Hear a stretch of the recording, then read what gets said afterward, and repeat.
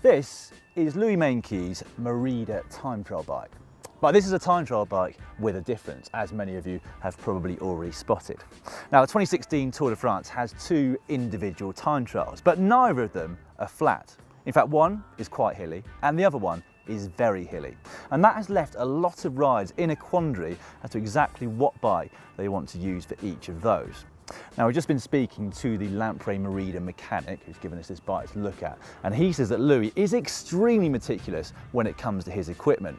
He's got 9 bikes here at the Tour de France. I did say that right, 9 bikes. So he's got his aero road bike, he's got his climbing road bike plus spares of each, he's got his time trial bike, which is the Warp, and he's also got this.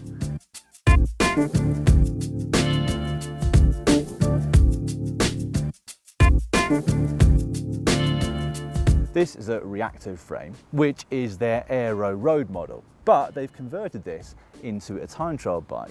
Now, before the Tour de France, Louis went to altitude at Livigno, and Merida sent one of their head engineers up there for 3 days to go through what would be the best choice of equipment for the time trials here at the Tour. And this is what they've come up with.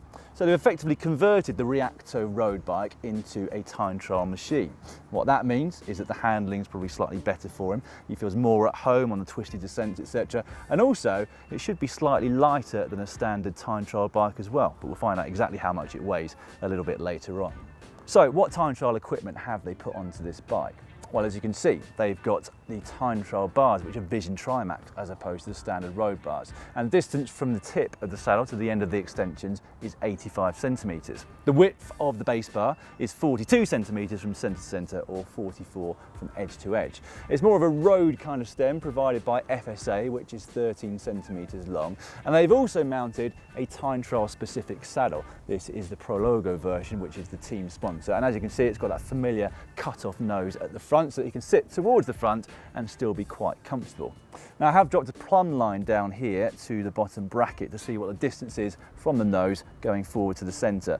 And it's around about 8 centimetres, so not quite such an aggressive position as you might see on many time trial specific machines. Now, away from that, he's also got some fairly standard road stuff. And I'm talking really about the wheels. At the moment, these are the Fulcrum 40T wheel set, which is relatively shallow for a time trial bike, but that's what he's going to be using for the hillier time trials because he's more comfortable in terms of their handling on the descent, and also because they'll take some weight off for the climbs as well. In terms of the group set, it is almost entirely Shimano Dura-Ace Di2. So he has the satellite shifters both on the base bar and also at the end of the bar extensions. The Di2 runs through to the front and rear derailleurs, of course, and he's running 11 up through to 28 cassettes here at the back. He's got Dura-Ace pedals, and then the Dura-Ace finishes with that front brake caliper, and that is because Merida have got their own custom caliper underneath the chainstays here on their Reacto model.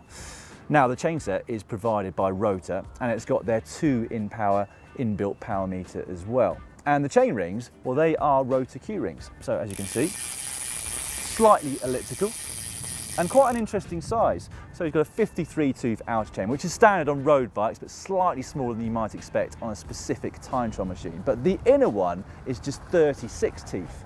Now, that will enable him on these time trials to go very fast, of course, on the flat and the downhills, whilst being able to get a nice cadence going on the nastier parts of the course.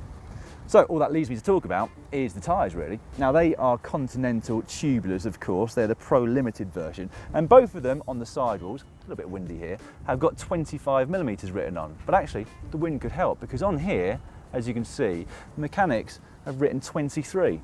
I actually don't know what that's about. Slightly interesting. Now, Louis runs 172.5mm cranks, and I've measured from the centre of the cranks up here to roughly where I think he'd be sat on the saddle, and it is 73 centimetres. So now's the interesting point. How much does this time trial bike weigh? Well, we're about to find out. So, 7.590 kilograms. Pretty respectable for a time trial machine, although this is, of course, a converted road bike. Now, we have got an entire pro bike playlist. I'm going to try and point to it now. It is up there in the top corner. And we've also got an entire Tour de France playlist, which is in the bottom corner. And subscribe, that's better.